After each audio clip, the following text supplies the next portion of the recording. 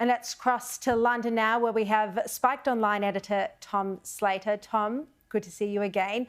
Look, the polls have been bad for Starmer for a while now. So how serious is this talk now of a leadership challenge? I think it's very serious because, as you say, Keir Starmer is a remarkably unpopular Prime Minister, the most unpopular serving Prime Minister since the pollsters have ever bothered to answer the question.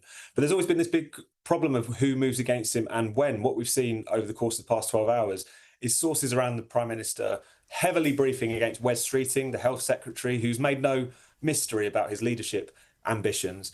And yet we're in a situation now where Wes Streeting is doing the morning broadcast rounds at the moment, saying that he is loyal to Keir Starmer and that he's blaming these briefings on just very tetchy game-playing people in number 10 Downing Street who have a habit of trying to sow dissension. So it's a complete mess. It's not obvious what all of this briefing was meant to achieve overnight, apart from maybe trying to flush out Wes Streeting and force him to say something positive about the Prime Minister on the airwaves.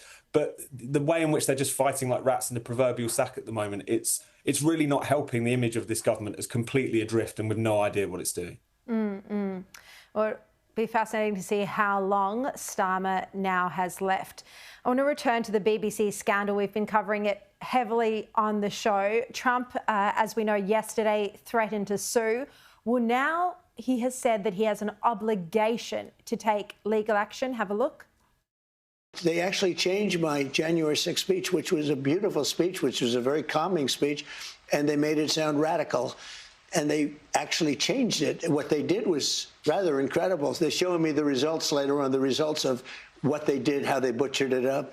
But it was very dishonest, and the head man quit, and a lot of the other people We're actually going to play it. But tonight you are saying to our viewers that you will go forward and file a defamation lawsuit against the BBC. Well, I think I have an obligation to do it because you can't allow people to do that. Tom, what do you think about that? You've written about this topic in your column. A lot of people have been frustrated with the BBC bias, just like they are with the ABC bias here, but very few who have the power, the money to take action.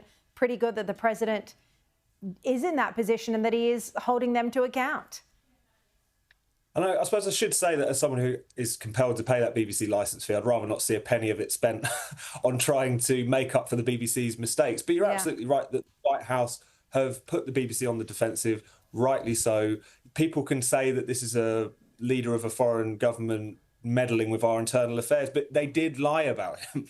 And whilst I hope this is resolved with an apology rather than a lawsuit, which seems to be what Trump is requesting before he proceeds with that litigation, it still comes down to the fact that they lied. They manipulated footage. This wasn't a slip-up. This was an attempt to misrepresent someone because, as we all know, the people who work at the BBC don't have a lot of time for Donald Trump. So, of course, it was going to invite this kind of reaction. This is just one example, though. I mean, can you tell us a bit about how the BBC pushes its own propaganda and agenda? I'm so glad you asked that, Sharri, because one thing that's got lost in all of this is that this is not just about one documentary about Donald Trump. The memo which those allegations were in is full of examples, even more egregious.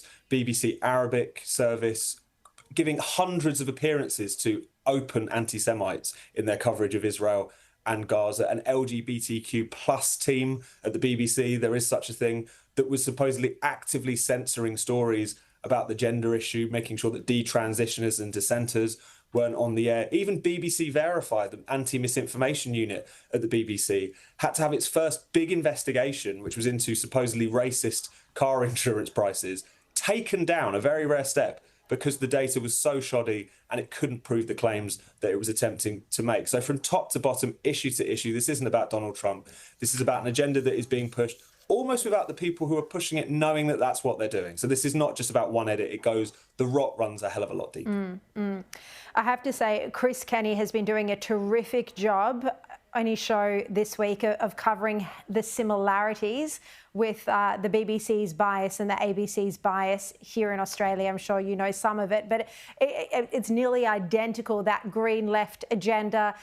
Even if each individual story technically will pass, you know, a balance test, it's the stories they choose to pursue, the people they choose to platform, to interview, and the narrative is clear to anyone who looks at it, and they're being very sensitive and defensive. the ABC executives in pushing back at some of the things Chris Kenny has exposed, including the same speech from January 6th of Donald Trump where they removed the exact same part. I mean, they cut back in on a different section, but they removed the same part. So the same misleading practices. We'll see if there's any accountability here. I'm not confident. Anyway, Tom Slater, thank you very much for joining me.